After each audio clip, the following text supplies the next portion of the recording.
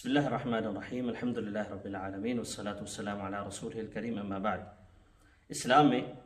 جو لوگ اذان دیتے ہیں، اسلام میں جس طرح اذان اور اذان دینے والوں کی فضیلت ہے کہ جو لوگ اذان دیتے ہیں اللہ رب العزت کی طرف لوگوں کو بلاتے ہیں، تو اللہ رب العزت کے ہاں ان لوگوں کا ایک خاص مقام ہے اور قیامت والے دن ان کو ایک خاص پروٹوکول سے نوازا جائے گا اور ساری دنیا سے یہ لوگ نمایاں ہوں گے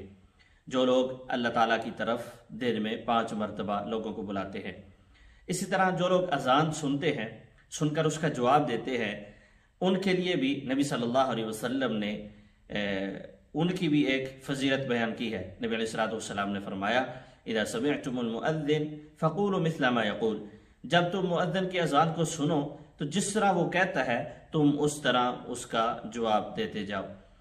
ثم صلوا علیہ، پھر مجھ پر درود پڑھو، فإنه من صلى علیہ صلاة واحدہ صلی اللہ بها عشرہ، کہ جو بندہ بھی مجھ پر ایک مرتبہ درود پڑھے گا تو اللہ رب العزت اس پر اپنی 10 رحمتیں نازل فرمائے گا۔ آپ علیہ السلام نے فرمایا ثم صلی اللہ علیہ الوسیلہ، پھر میرے لیے وسیلہ کا سوال کرو، اور وسیلہ یہ جنت کے اندر ایک مقام کا نام ہے، اور اللہ تعالیٰ اپنے بندوں میں سے کسی ایک بندے کو یہ مقام عطا کرے گا، اور مجھے اللہ تعالیٰ سے امید ہے کہ وہ بندہ میں ہوں گا جس کو اللہ تعالیٰ یہ مقام عطا فرمائے گا۔ اب علیہ السلام نے فرمایا جس نے میرے لیے وسیلے کی دعا کی تو میری شفاعت اس کے لیے حلال ہوگی۔ یعنی کہ اذان سنے، اس کا جواب دے، پھر آپ صلی اللہ علیہ وسلم پر درود پڑھے، پھر اذان کے بعد والی جو دعا ہے اللہم رب هذه الدعوة التامة والصلاة القائمة آت محمدا الوسيلة والفضيلة وابعثه مقاما محمودا الذي وعدته، یہ دعا پڑھے تو جو شخص اس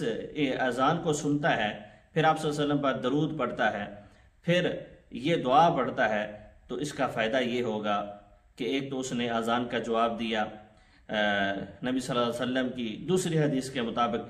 جو شخص اذان کا جواب دیتا ہے اللہ اکبر اللہ اکبر اللہ اکبر، مؤذن کے ساتھ ساتھ اس کا جواب دیتا جاتا ہے حی علی الصلاح حی علی الفلاح، اس وقت لا حول ولا قوت الا باللہ پڑھتا ہے۔ تو ایسے شخص کے لیے آپ علیہ السلام نے فرمایا